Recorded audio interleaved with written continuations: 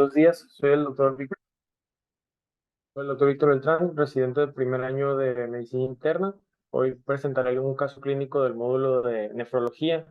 Mis asesores, el doctor Rogelio Maya, la doctora Linda Barrete y la doctora Victoria Delgado, quienes me ayudaron bastante para la realización del mismo caso.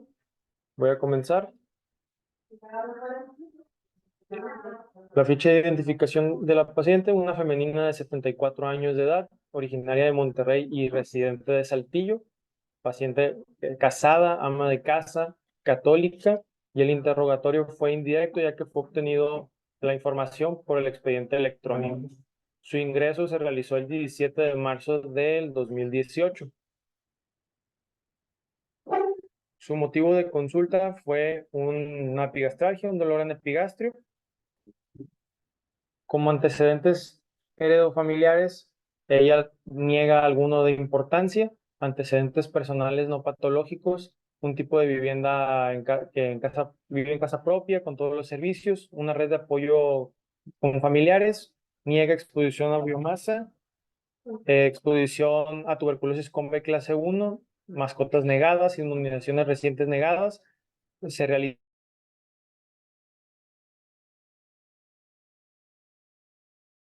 actividad física, la caminata, desconociendo el tiempo y duración, una dieta hiposódica y baja en carbohidratos, y como viajes recientes, el antecedente de viaje a Playa del Carmen 2 meses previos a su ingreso.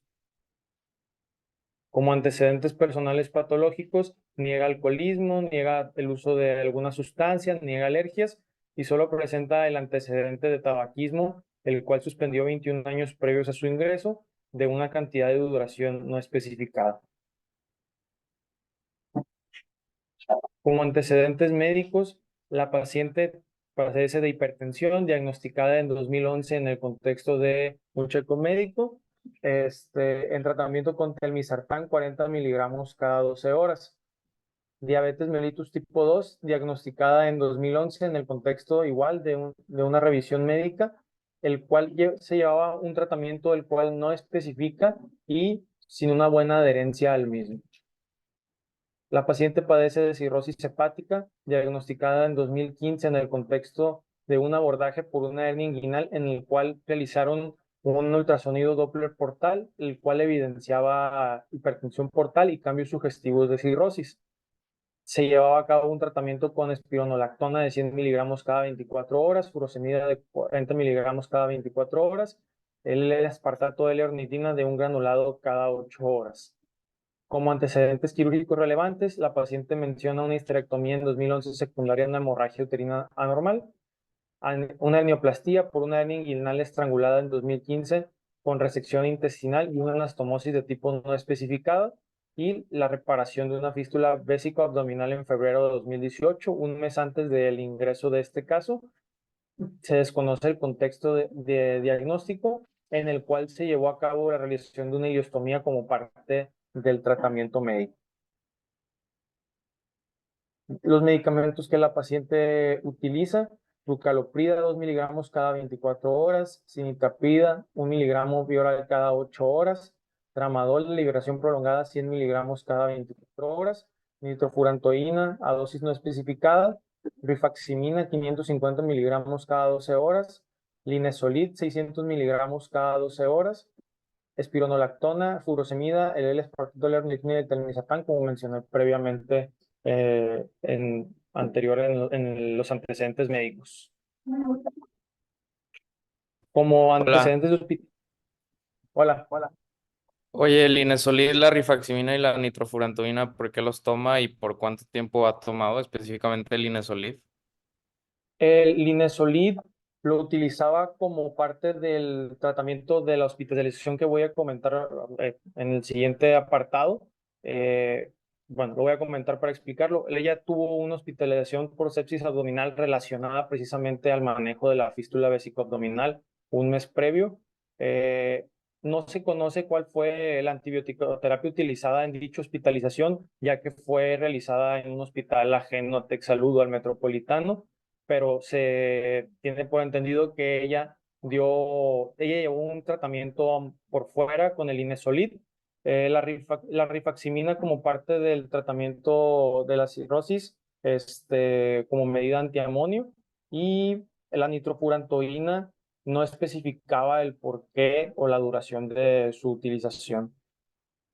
¿El tramadol? El tramadol también creo que fue por parte del mismo internamiento de la fístula vesicobdominal como tratamiento para dolor, pero no hay muchos datos al respecto de por qué lo utilizaba o por cuánto tiempo lo utilizó.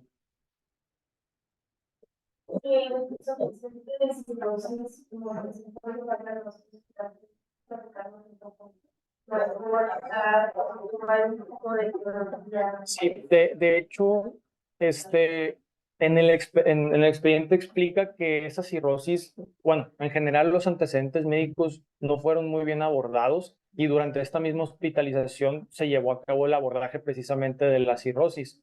No me enfoqué tanto durante el caso clínico del origen de la cirrosis hepática, pero sí se menciona el origen, ya que lo abordaron durante la hospitalización.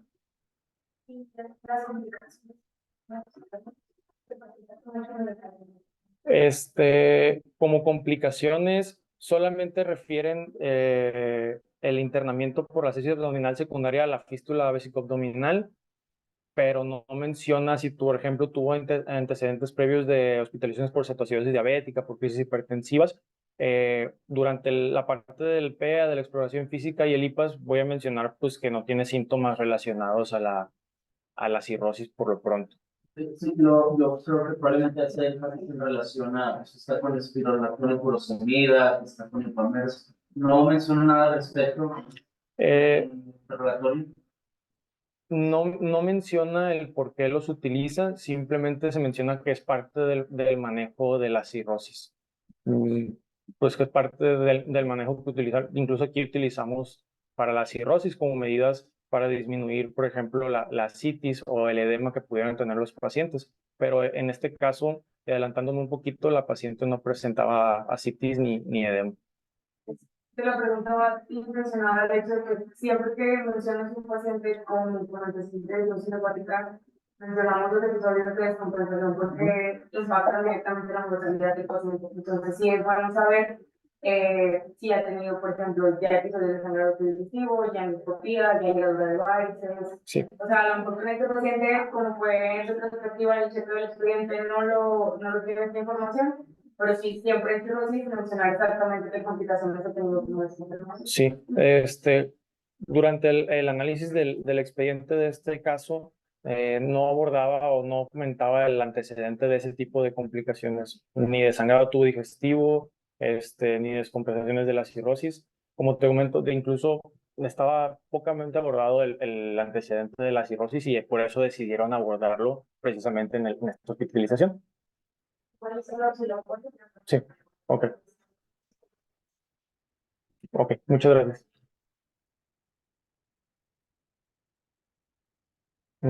Como comentaba, la hospitalización previa por sepsis abdominal en el mes anterior a su ingreso, en febrero de 2018. Por eso la utilización del Linezolid después de su alta médica en dicho hospitalización.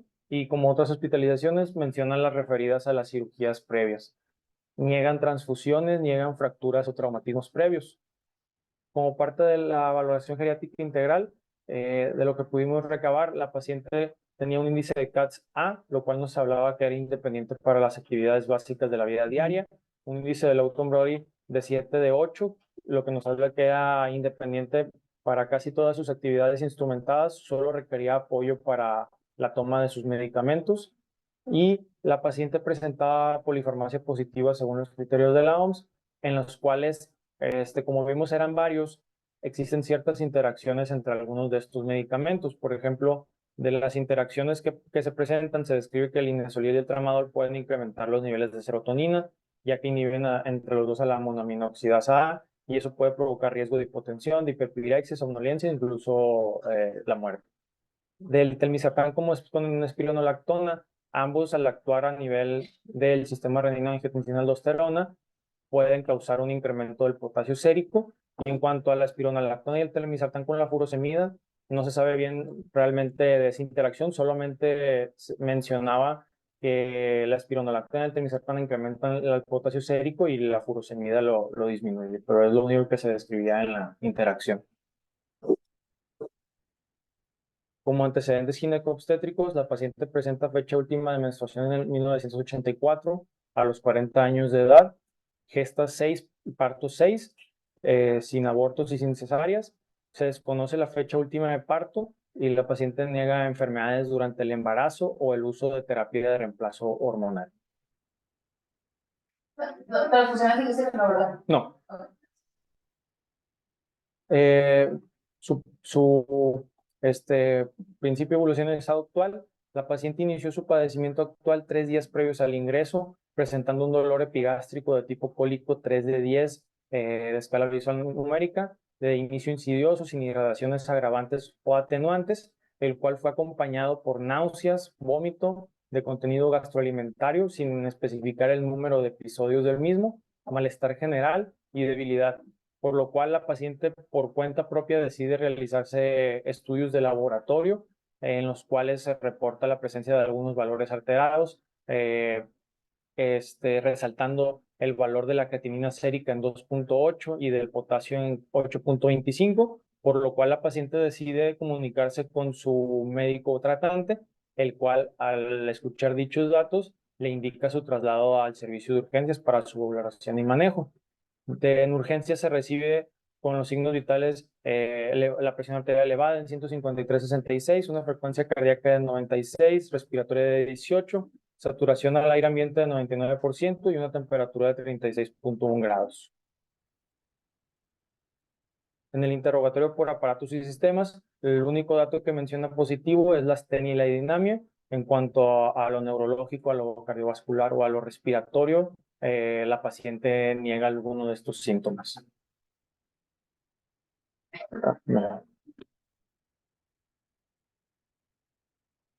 En lo gastrointestinal, aparte de lo ya mencionado en el PEA, niega algún otro síntoma gastrointestinal, niega estreñimiento, niega diarrea, distensión abdominal, hematoquesia o hematemesis, niega síntomas musculoesqueléticos, geniturinarios, tegumentarios.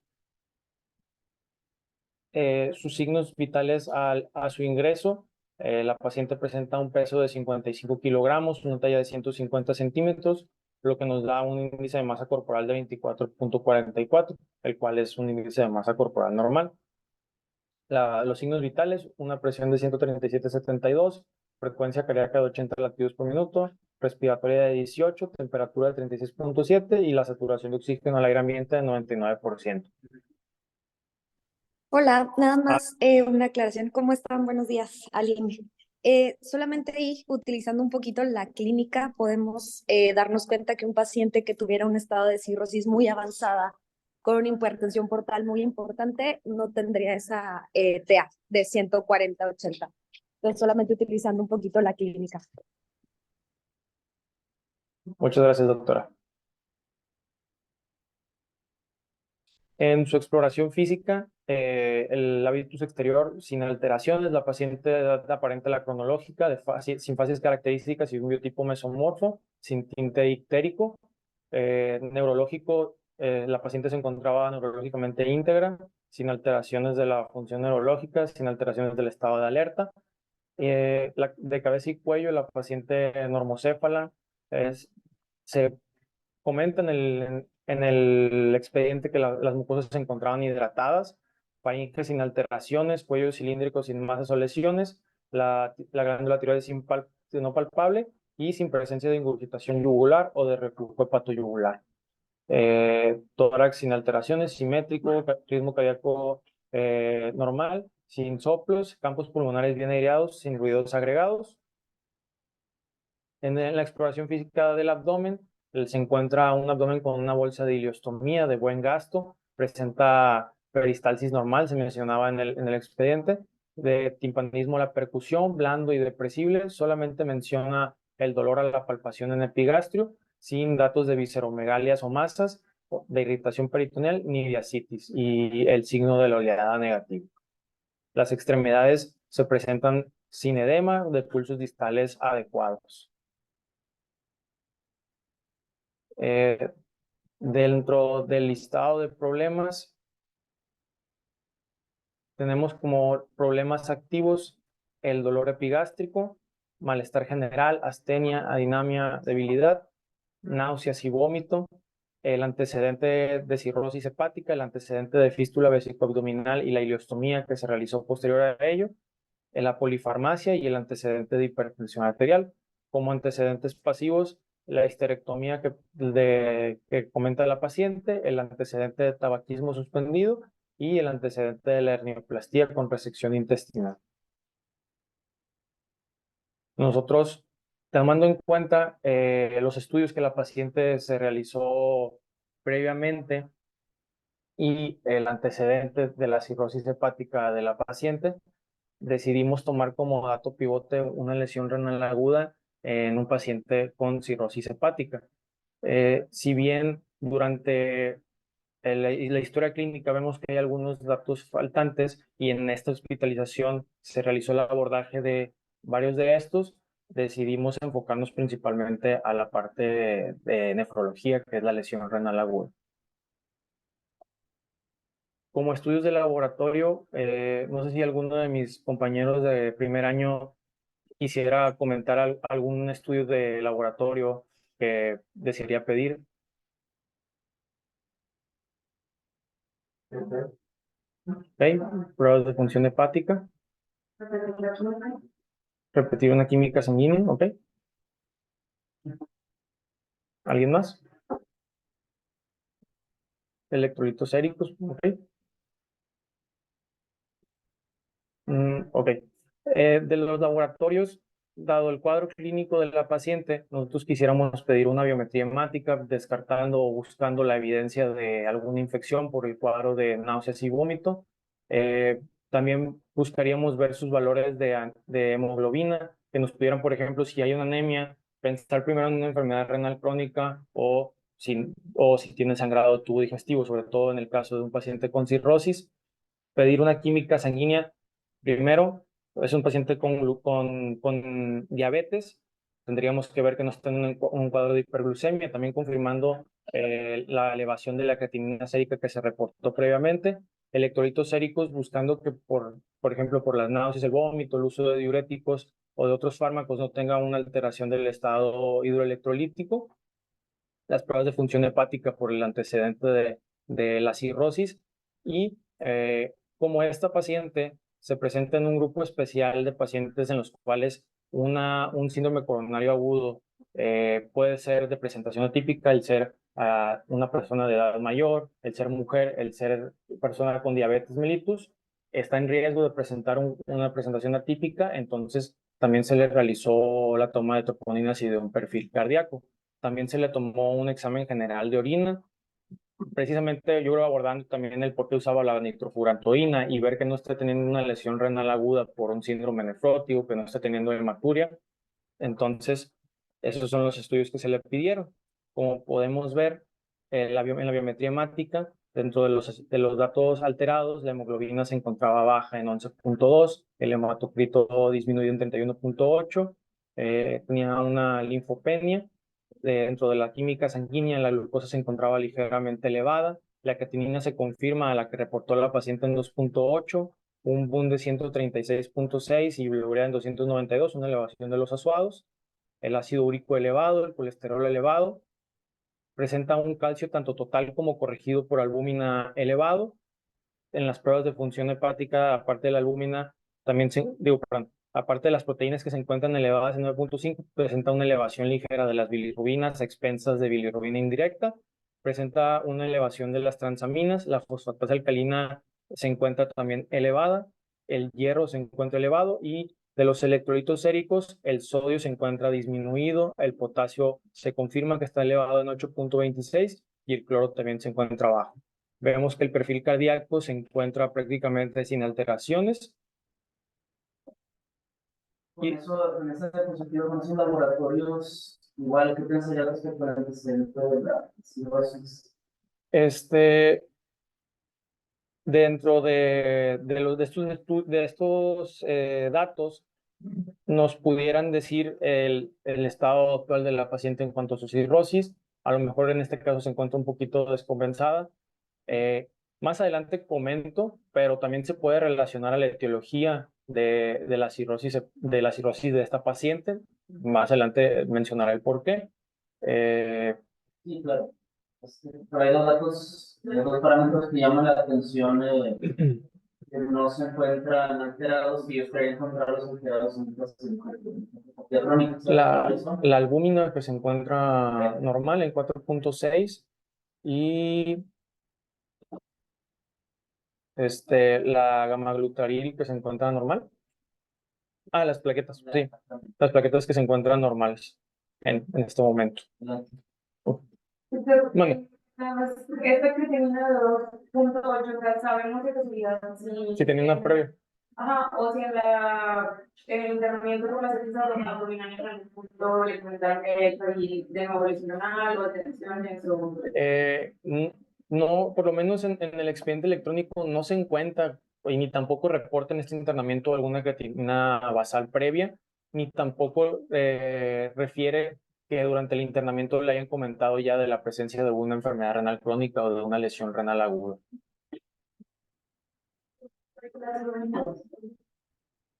Ok, me faltó. Sí, proteínas menos albúmina sería de 4.9. 4.9.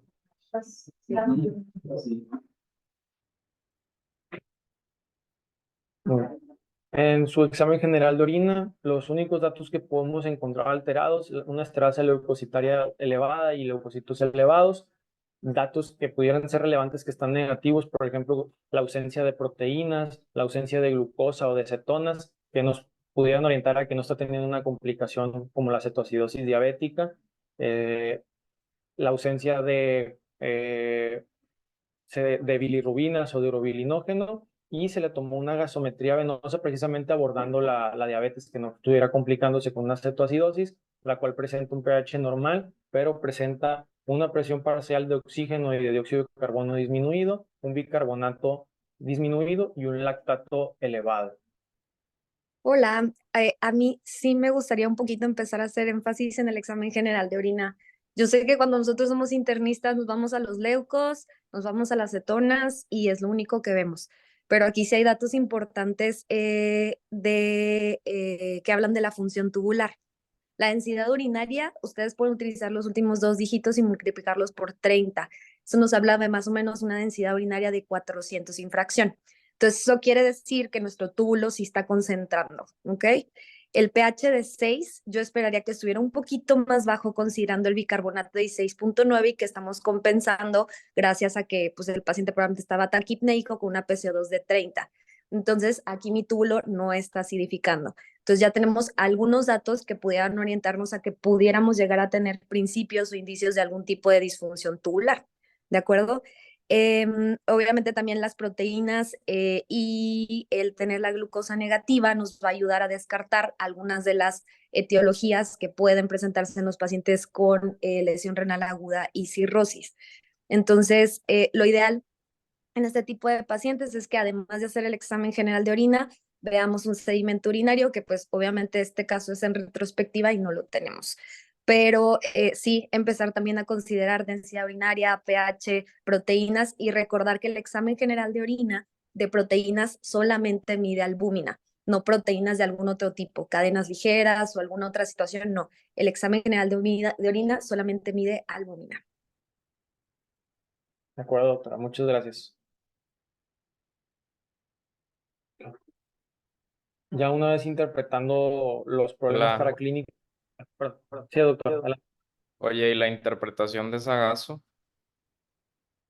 Sí, precisamente aquí iba a comentar ya la interpretación de los estudios del laboratorio, pero ya directamente de la gasometría presentaba una acidosis metabólica compensada de anión GAP normal en 11.1 el anión GAP. Muy probablemente la acidosis metabólica se relacionaba más al lactato que se encontraba elevado. ¿Y cómo Oye, es una doctor, acidosis metabólica por hiperlactatemia? ¿Cómo, perdón? O sea, ¿cómo es una acidosis metabólica por hiperlactatemia de anión gap normal? Ok. O sea, porque tú lo acabas de decir. Sí, sí. La verdad desconozco. Oye, Víctor, ¿cómo sabes que está compensada esa acidosis metabólica? Eh, Podemos utilizar fórmulas para ver si, por ejemplo, en el caso de la gasometría, si su PCO2 es correspondiente al bicarbonato en que se encuentra. En el caso de una acidosis metabólica, pudiéramos utilizar la fórmula de Winter y ya una Ujú. vez utilizado, pues nos da que el PCO2 es esperado para ese bicarbonato. ¿Y en cuánto te daba esta? Porque si te da 30.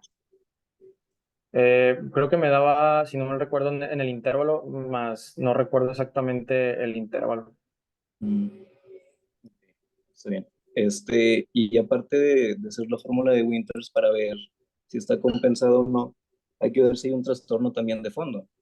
De pura casualidad sacaste el delta delta o hiciste algún otro análisis de esa gasometría para ir un poquito más allá y no nada más una acidosis metabólica de anion gap normal. Mm, Este, porque No, la verdad. la pregunta de este Mau va eh, que normalmente pues tenemos causas que nos pueden hacer una acidosis metabólica de anion gap elevado, ¿no? Y dentro de esas causas, el lactato es una de ellas. No está tan alto y normalmente el lactato no eleva tanto el anion gap, entonces hasta cierto punto pudiéramos esperar que esté normal, pero pues sí, cuando tenemos una gasometría hay que hacer todo el análisis de la misma, ¿no? O sea, porque puede haber un trastorno secundario o un trastorno de fondo que ahorita no se está viendo por una adecuada compensación y nos vamos a ir como que, bueno, pues está normal, ¿no? Pero ese lactato en 4.8, pues a mí me asustaría bastante. De acuerdo. Sí, la verdad es que no realicé algún otro cálculo o análisis posterior a lo que ya comenté, pero sí hubiera sido bastante útil el hacerlo. Así es. Oye, otra cosita, ¿tienes por ahí, cuánto tenía de osmolaridad el paciente sérico? ¿Cuánto tenía que, perdón? De osmolaridad sérica, para hacer la comparación de la osmolaridad sérica con la osmolaridad urinaria. Digo, como parte de lo que comentaba la doctora Lynn, de ver si estaba funcionando o no bien el riñón en esta parte de la concentración. Porque, Fíjate, no realicé tú, el cálculo de la polaridad. bueno, y en base con, por ejemplo, la BH, la creatinina, digo, yo sé que puede ser una enfermedad renal crónica, pero ¿qué etiología tienes hasta ahorita o qué te hace pensar estos laboratorios que pudiera estar pasando en este paciente? O sea, o cuál sería Eh, la etiología de tu lesión renal hasta ahorita con lo que tienes de laboratorio. de los laboratorios, yo estaría pensando de los laboratorios y del antecedente del paciente en un origen eh, prerrenal. ¿Mm? Sin embargo, no podríamos descartar, como dijo la doctora, alguna tubulopatía, Ok, ¿y por qué prerrenal? sobre ¿Qué todo por el datos te antecedente de... apoyan en los Sí, laboratorios? ¿Qué es lo que estamos preguntando ahorita? ¿Qué datos te apoyan para pensar en que es una prerrenal? ok.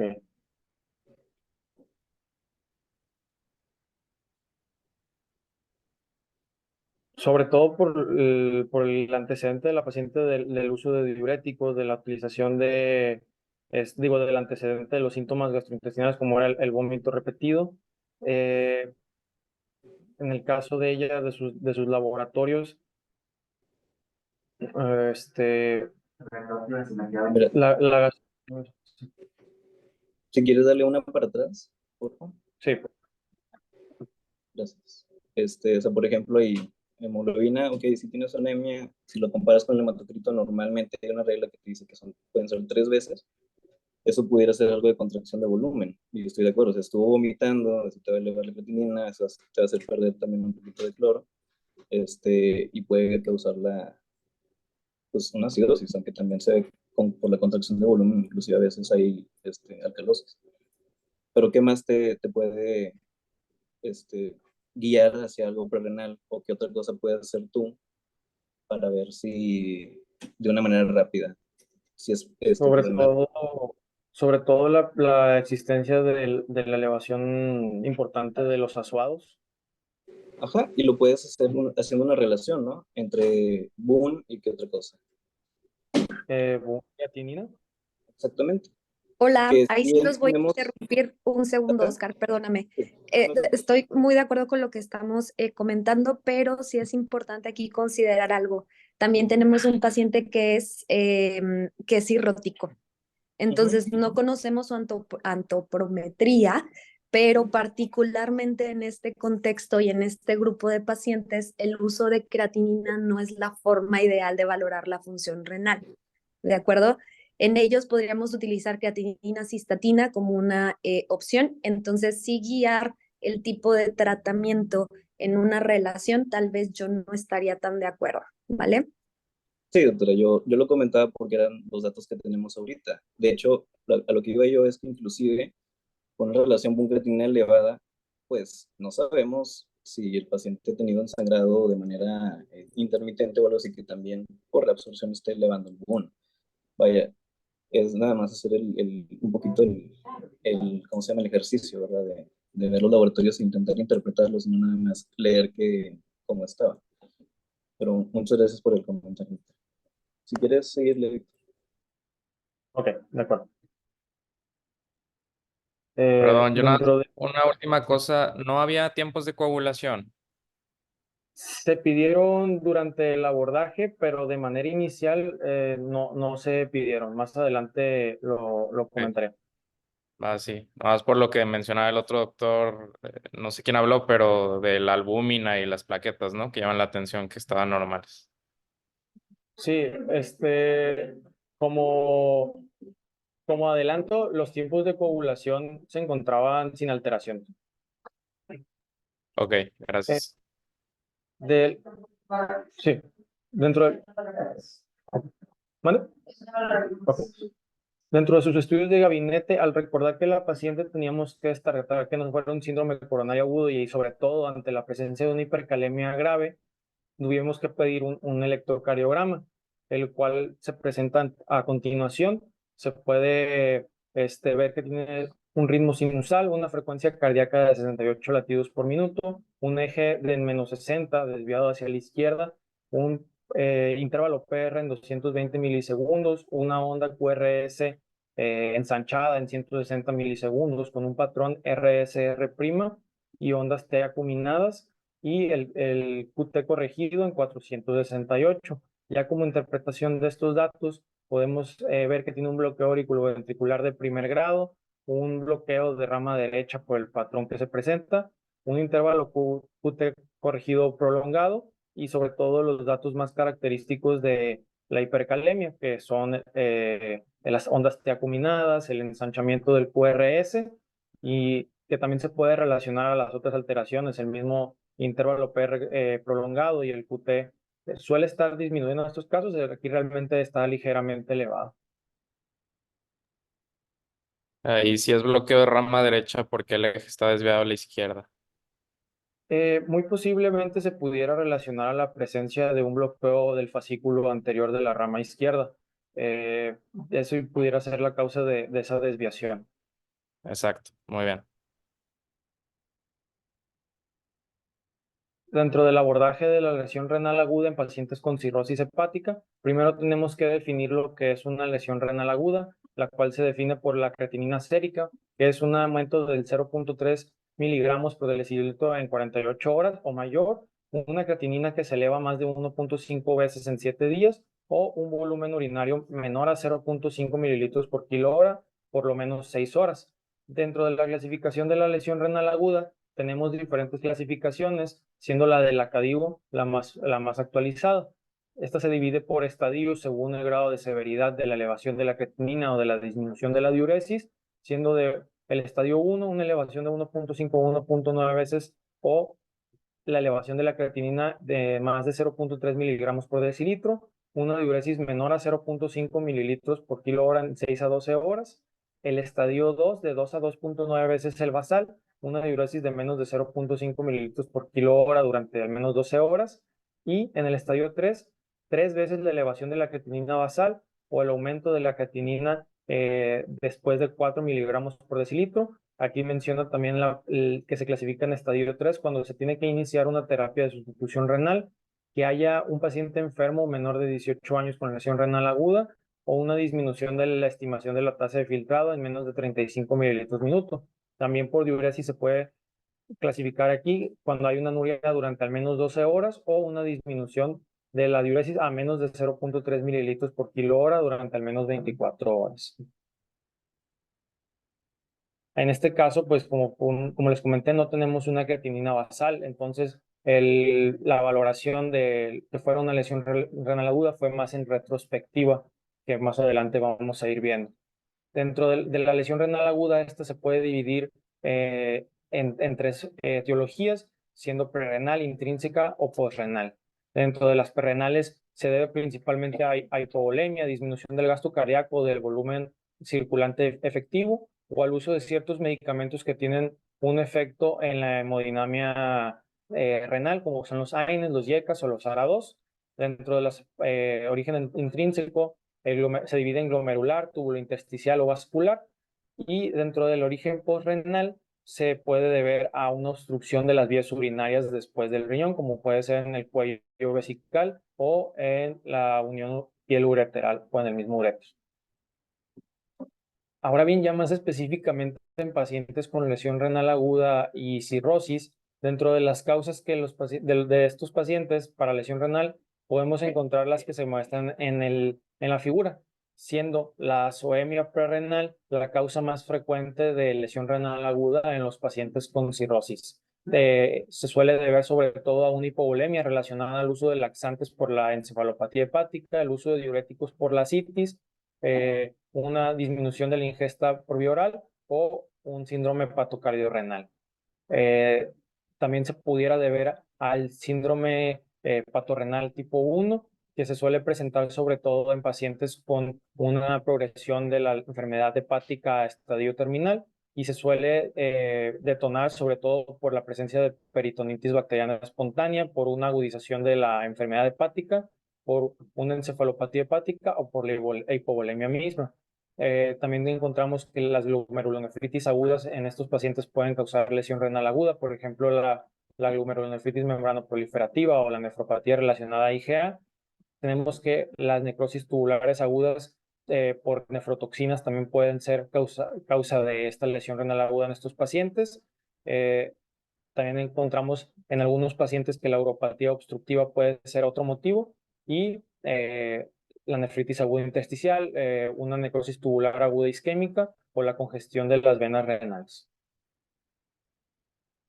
Como comentaba la doctora Lynn previamente, los pacientes con cirrosis podemos ver que la creatinina no es el parámetro más confiable dado las siguientes limitantes, que son una menor generación de la creatinina por la sarcopenia en estos pacientes, ya que la función de síntesis de proteínas se suele ver disminuida en ellos.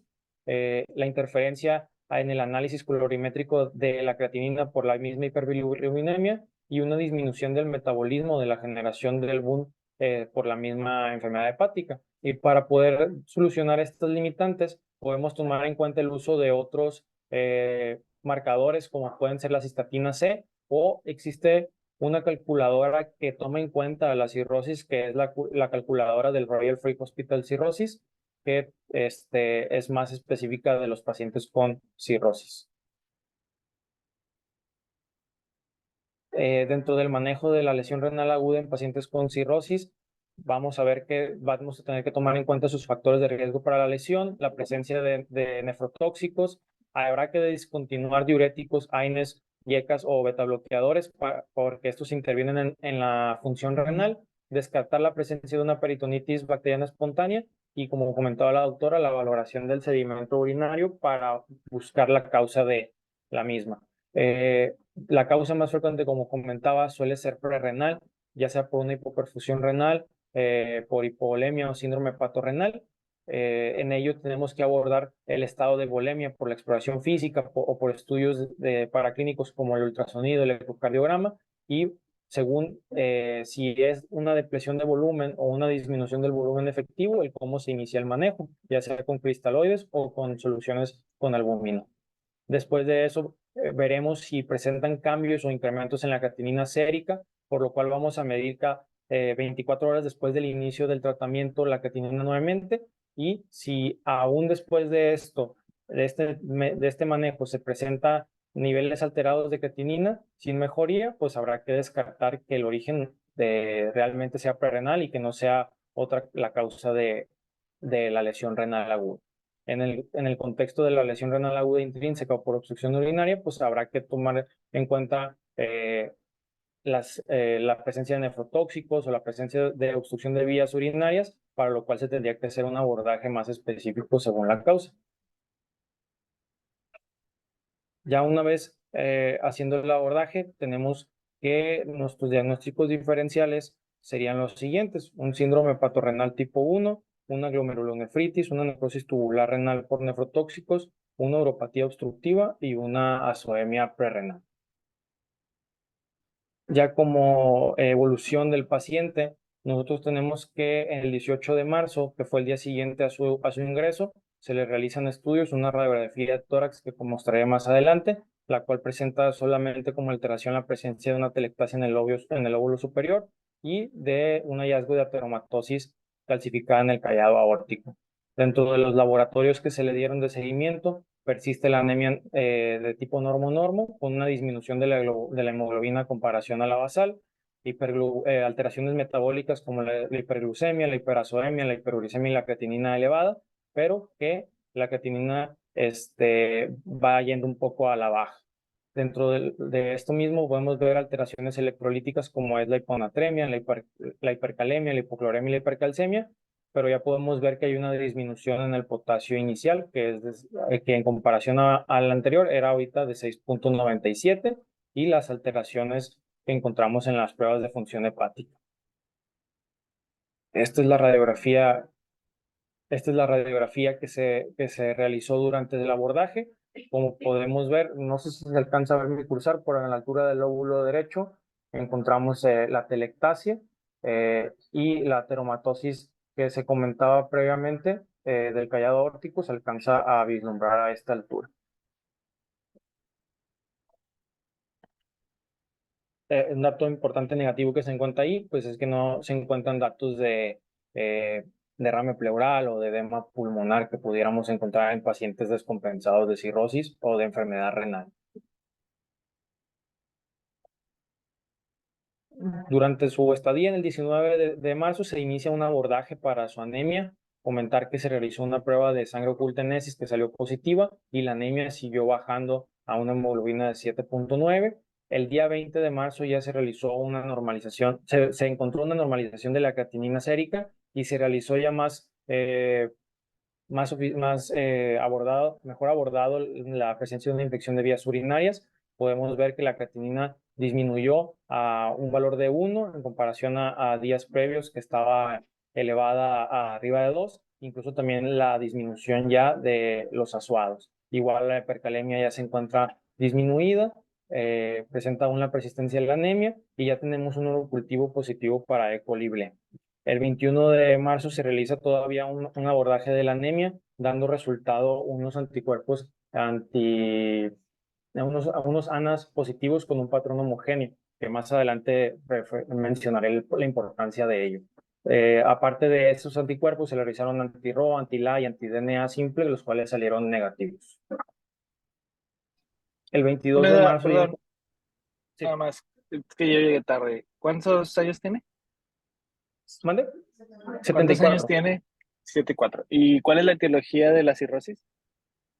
Es lo que precisamente se está abordando a esta altura del internamiento. Eso lo iba a mencionar más adelante. Ah, ok. Muy bien. Lo que pasa es que igual uno que es martillo todo lo ve como clavo, pero digo, ya vemos que corrigió la enfermedad renal, pero anemia, enfermedad renal, hipercalcemia, hipergamaglobulinemia. ¿A dónde nos lleva? Pudiéramos sospechar a lo mejor en un mieloma múltiple, con esos datos que usted menciona, doctor. Pero ya después, durante el abordaje, se abordó todavía más esa anemia Okay. y por los cuadros clínicos no se pensó ya al final que fuera ese el origen. Porque nada más una cosa, o sea, las hipergamaglobulinemias pueden dar falsos positivos en anticuerpos antinucleares. De hecho, en cualquier medición de anticuerpos, las hipergamas clonales te pueden dar falsos positivos. Entonces, nada más hay que tener cuidado con eso, ¿verdad? O sea, este paciente, no sé si se hizo en algún momento, pero se tiene que hacer una electroforesis de proteínas para determinar si tiene un pico monoclonal. Porque si De tiene un acuerdo, pico monoclonal, pues eso ya es innegable que tiene una clona y por lo tanto una neoplasia. de acuerdo, Entonces, doctor. digo, lo comento porque independientemente de cuál es el diagnóstico final y a dónde nos lleves, y que espero que se haya descartado, este paciente tiene indicación mínimo de una electroforesis de proteínas séricas con inmunofijación, así, mínimo. Para ver De acuerdo. para ver el patrón de ese pico. Acuérdense que las electroforesis nos van a dar el patrón del pico de globulina. Y si es un pico monoclonal, no hay de otra, tiene una discrasia de células plasmáticas. Si es un pico policlonal, ya con toda la tranquilidad del mundo, puedes seguir abordándolo por el lado de la autoinmunidad o por el lado de la inflamación crónica. Pero, pero lo primero que tienes que descartar es clonalidad. Entonces, digo, vamos a ver, ¿a dónde vamos? De acuerdo, doctor. Muchas gracias. ¿Qué pudo haber ocasionado que te saliera positivo la sangre oculta en heces que no sea la hepatitis? Que tuviera a lo mejor un sangrado de tipo úlcera péptica, que suele ser la causa más frecuente de sangrado en pacientes con cirrosis. Otra causa, la verdad desconozco. ¿Cómo estaba la urea? Se encontraba elevada en 250.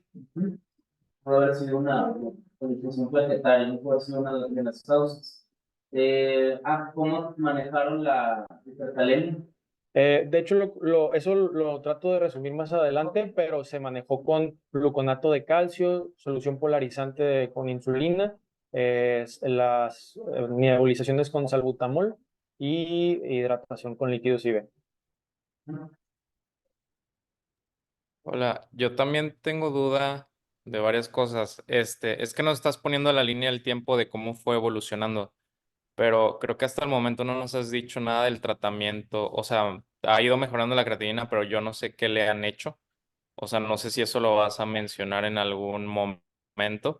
Y lo otro, pues Sí, como es PRA en paciente con cirrosis, como pusiste tu algoritmo, pues justo lo de quitar nefrotóxicos, demás, e ir descartando causas que puedan causar la LRA, ya hasta para después llegar a si es un hepatorrenal o no, ¿no?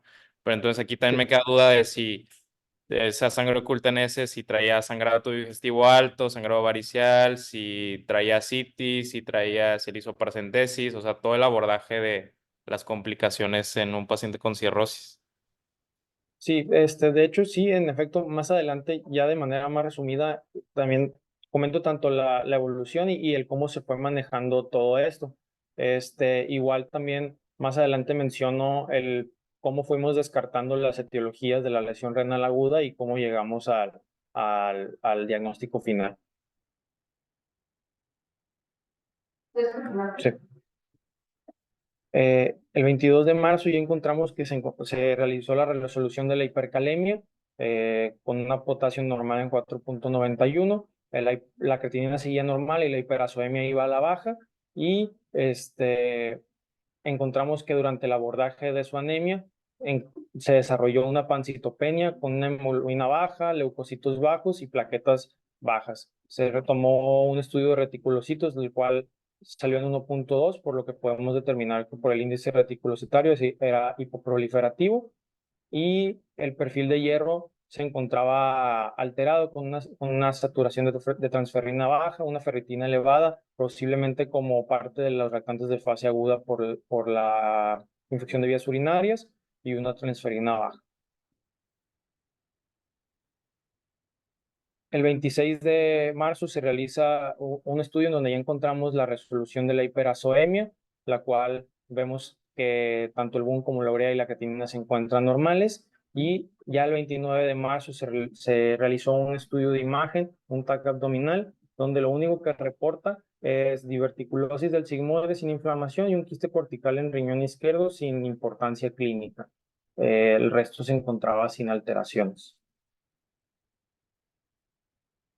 Como el abordaje ya de la enfermedad tal cual, tratando de ir descartando causas, tenemos el síndrome hepatorenal tipo 1, que era uno de nuestros diagnósticos diferenciales, la cual, según sus criterios diagnósticos, tiene que tener una enfermedad hepática en estadio terminal, la lesión renal aguda, que no presente una mejoría sostenida de la función renal después de 2 días con el tratamiento, la ausencia de choque, la ausencia de exposición a nefrotoxinas, la ausencia de una hematuria importante en menos de 50 glóbulos rojos por campo, la ausencia de proteinuria y un ultrasonido renal o un estudio de imagen normal.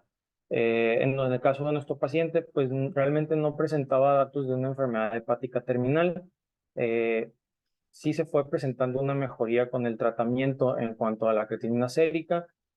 Sí hubo cierta exposición a nefrotoxinas como es el termisartán o los diuréticos, y tampoco conocemos en este caso, y hubiera sido importante, el cómo se manejó en cierto momento la sepsis abdominal, que pudo haber estado expuesto a algún nefrotóxico, y hubiera sido importante precisamente para el análisis a esta altura.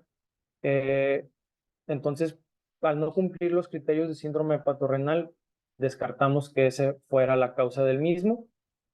En cuanto a la glomerulonefritis, tenemos que sus manifestaciones clínicas suele ser la presencia de hematuria con acantocitos, una proteinuria, hipertensión, la presencia de edema, datos de hipercoagulabilidad y síntomas extrarrenales. Si recordamos, dentro de los estudios que se le realizó a la paciente, en el examen general de orina no presenta hematuria, no presenta proteinuria. La paciente tiene hipertensión, pero es más causada por su misma hipertensión arterial previamente diagnosticada. No presentaba datos de edema ni de hipercoagulabilidad. Entonces, podemos ir descartando que ante la ausencia de estos datos, no entra dentro del diagnóstico de glomerulonefritis. Dentro de las otras causas que pueden causar la lesión renal aguda en estos pacientes, tenemos la necrosis tubular aguda por nefrotóxicos. Se describe algo llamado tubulopatía colestásica en pacientes con cirrosis, que se suele ver sobre todo cuando llegan a ver estos casos, una hiperbilirubinemia en cifras incluso de 27 más o menos 12 miligramos por decilitro, la presencia de colestasis, la presencia de ictericia y la presencia de células epiteliales en orina. También pueden ser causados por otros nefrotóxicos como antibióticos relacionados, por ejemplo, la vancomicina, sobre todo cuando se utiliza en conjunto con piperacilina tazobactam, los aminoglucósidos, el cisplatino, los medios de contraste, la pentamirina, la foscarnet, el cidofovir, el tenofovir, inhibidores de la mTOR y la inmunoglobulina intravenosa. Ya teniendo esto en cuenta, nuestra paciente, si bien sí tenía datos de hiperbilirubinemia, no llega a las cifras mencionadas, descritas en el caso de la tubulopatía colestásica. No presenta datos de colestasis en el estudio de imagen, tampoco presenta un tinte ictérico ni células epiteliales en orina. Y a reserva de lo que pudo haber pasado en la sepsis abdominal, que desconocemos cuál fue su manejo, por lo menos con los datos que tenemos no fue expuesta a los nefrotóxicos que se asocian a la necrosis tubular aguda. Entonces, podemos descartar, aunque a reserva de los datos faltantes, que la necrosis tubular no fue el origen de su lesión renal aguda. Ya como otra causa, la uropatía obstructiva, tenemos que esta se divide según la altura donde se encuentra la obstrucción y la causa de la misma. Por ejemplo, si la obstrucción es ureterial, si es a nivel ureteral, litiasis, carcinoma ureterial, tumores extrínsecos, infecciones, coágulos o traumas. Si es a nivel vesical, podemos ver sobre todo válvulas ureterales posteriores o disfunción vesical, y a nivel de la uretra algún tipo de estenosis. Dentro de los signos y síntomas que suelen presentar estos pacientes, cambios en el volumen o en la frecuencia urinaria, la presencia de un globo vesical, una elevación de la presión arterial por hipervolemia, infecciones de vías urinarias repetitivas y en algunos casos dolor según la causa de la uropatía obstructiva. Si bien la paciente como único dato que concuerda en esta altura es la infección, nos podemos remitir al estudio de imagen que voy a presentar a continuación, en donde no tiene datos de obstrucción a nivel de vías urinarias. Entonces, prácticamente descartamos que la uropatía obstructiva es el origen. Aquí tenemos la tomografía que mencioné previamente.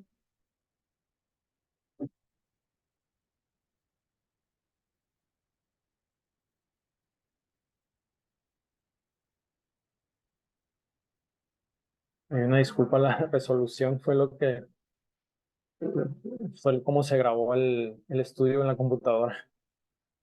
Como podemos ver, a la altura de vías urinarias de riñón no se llega a presenciar la presencia de algún lito, que suele ser lo más frecuente, o alguna masa que esté obstruyendo a altura de vías urinarias. No se ve líquido acítico. El estudio reporta cierta cantidad de líquido intraabdominal, pero muy ligero. Como comentó, la paciente no tenía clínica de ascitis, entonces incluso no se realizó en ningún momento una paracentesis. Hola, la doctora Sánchez. Mira, es un Hola, caso doctora. muy atípico de hepatopatía crónica. Sin embargo, claro, el diagnóstico de cirrosis siempre pues, es histológico, pero llama la atención cómo han reportado el hígado en los estudios que le han hecho. En el caso de cuando se realizó el estudio, comenta La que se le tomo, hizo un ultrasonido ajá, con datos de hipertensión portal y de cambios de hepatopatía crónica, de cirrosis. Pero ya cuando vi los estudios que se realizaron ya en TechSalud, tal cual la descripción del hígado no mencionaba nodularidad o alguna otra alteración. sí, llama la atención. Ahora, que puede tener hipertensión portal sin cirrosis, pues eso existe. Sí reportaron hipertensión portal, o sea, circulación hepatofuga. Acuérdense que hay obstrucciones de la porta, otras cosas que nos pueden dar hipertensión portal. Si fuese así, ¿cómo reportaron el vaso? O sea, Ok, radiológicamente hay muchos datos que no coinciden. Claro, de nuevo, sí. el diagnóstico es histológico más otras cosas, ¿no? La paciente de entrada no tenía plaquetas bajas, la relación albumina-globulina tampoco estaba tan alterada. Sí tiene una fosfatasa alcalina muy alta, que no sé qué explicación le dieron, Ok. pero por imagen no es compatible todavía. Y No. ver que les reportaron, si tiene hipertensión portal, ¿la reportaron en estos estudios recientes? No se reportó datos de hipertensión portal, por lo menos en los estudios que se realizaron en TechSalud. Exacto. Y lo otro es que pues le estuvieron dando diuréticos. Entonces, cuando usted ve a un paciente con un diagnóstico supuesto, es eso, supuesto. No se casen con los diagnósticos. Al final puede ser cirrosis, sí, desde luego. Pero bien por el abordaje, bien por hacer ese diagnóstico y excluirlo. Le hicieron otros estudios, no sé, marcadores virales eventualmente, pero hasta ahorita, desde el punto de vista de imagen, no es compatible. La clínica está extraña y si le dimos diuréticos sin un diagnóstico, pues esa puede ser parte de la causa, ¿verdad? Por eso no trae ascitis, por eso no trae edema, etcétera. Entonces, pues nada más tener cuenta siempre que llegue un paciente, no casarse con el diagnóstico y tratar de dilucidar todo el resto, ¿no? Muy bien, seguimos. Muchas gracias, doctora.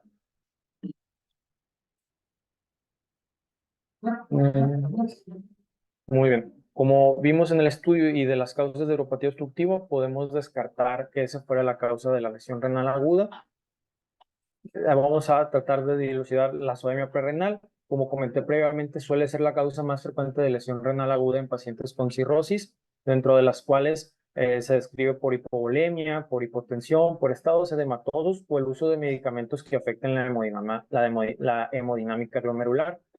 Dentro de la hipovolemia vemos que la enfermedad gastrointestinal, la presencia de vómitos, diarreas o sangrados pueden ser una de sus causas, pérdidas renales por el uso de diuréticos o pérdidas cutáneas o respiratorias, por ejemplo, en pacientes con quemaduras. Dentro de la hipotensión tenemos que su origen puede ser cardíaco, séptico, la misma hipovolemia o el uso del tratamiento antihipertensivo. Y dentro de estados edematosos que pueden causar la azoemia prerrenal, tenemos a la misma cirrosis, tenemos insuficiencia cardíaca o la presencia de un síndrome Doctor, nefrótico. te voy a interrumpir tantito. Sí. Por cuestiones de tiempo, trata de ya resumirlo e irnos a lo más importante para terminar en 2, 3 minutitos y abrir el micrófono a dudas y a comentarios. Sí, doctora. Nomás iba a comentar por último en esta parte que de los datos que presenta la paciente, datos de enfermedad gastrointestinal, pérdidas renales por diuréticos, presenta cirrosis tal cual, aunque no presenta datos de edema, y el uso de yecas o ARA2, que la paciente utilizaba telmisartán. Dentro del abordaje nosotros vemos la elevación de la creatinina, vemos si tiene riñones pequeños o si hubo una mejoría en su lesión, en sus datos de creatinina. Ya en retrospectiva nosotros podemos decir que fue una lesión renal aguda, sobre todo porque en imagen reportan riñones normales y que hubo una mejoría de su tratamiento, con su tratamiento. Entonces nosotros decimos que el origen de la lesión renal aguda fue la azoemia prerrenal. Y recordando un poquito el caso, estos fueron sus datos activos y paraclínicos, que no me voy a detener en ello. Entonces ya al final del diagnóstico, y ahorita voy a explicar un poquito más de ello, la hipercalemia grave, una lesión renal aguda CADIO 3, el antecedente de diabetes mellitus tipo 2, de hipertensión. Ya al final el diagnóstico, y lo comentaré adelante, fue de cirrosis biliar primaria, colangitis biliar primaria, perdón, y la pancitopenia que siguió en estudio hasta donde estuvo en el internamiento. Su evolución ya real, la paciente ingresó el 17 a la unidad de cuidados intensivos. El tratamiento de la hipercalemia fue la solución polarizante del gluconato de calcio y el salbutamol, como mencioné previamente, y los líquidos sirven para la lesión renal aguda. El 19 se hizo un abordaje de la anemia y la hiperconsulta con medicina interna para darle un abordaje a esa colangitis o cirrosis hepática en ese momento. El 20 se da un alta piso ya con la normalización de la creatinina y se realiza un abordaje de la cirrosis. Se pidieron un panel de anticuerpos bastante extenso y en resumen, el único que salió positivo, aparte de los ANA que ya comenté, fueron los anticuerpos antimitocondriales, los cuales en el 95% de estos casos salen positivos y suele ser prácticamente el diagnóstico de colangitis biliar primaria. Se suspende ya el uso de la solución polarizante del gluconato de calcio. El 21 se reportan los ANAs positivos, que en el contexto de la colangitis biliar primaria, el 70% de estos pacientes suelen presentar ANAs positivos. Entonces también se relaciona y también se describe que el patrón homogéneo es parte de esta descripción. Se inicia el antibiótico de manera empírica por la infección de vías urinadas, empezando con ceftriaxona, y el 22 ya se encuentra una resolución de la hipercalemia. Se realizó un escalamiento del antibiótico hacia ertapenem, ya que se encontró el urocultivo positivo para E. coli B, y se descartó con una endoscopía superior la presencia de un sangrado de tubo digestivo alto. El 26 de marzo se desarrolla la pancitopenia y se realiza una interconsulta con hematología. Ya se resuelve a esa altura la hiperazoemia, y el 27 de marzo tenemos que se realiza una biopsia de médula ósea, la cual solo reporta hipercelularidad, hiperplasia eritroide y nomoblástica. No presentaba la presencia de blastos. Tengo entendido que no se realizó la electroforesis, como comentó el doctor Elías, que hubiera sido bueno y sobre todo sin saber la causa de la pancitopenia importante de realizar. Y ya como resumen, el 29 se da de alta. Nomás comentar, la pancitopenia, la elevación de la fosfatasa alcalina y la ligera elevación de bilirrubinas y de transaminasas pueden ser explicados por la colangitis biliar primaria. Sí se ha descrito estos datos en estos pacientes, y también la hiponatremia se puede encontrar en estos pacientes.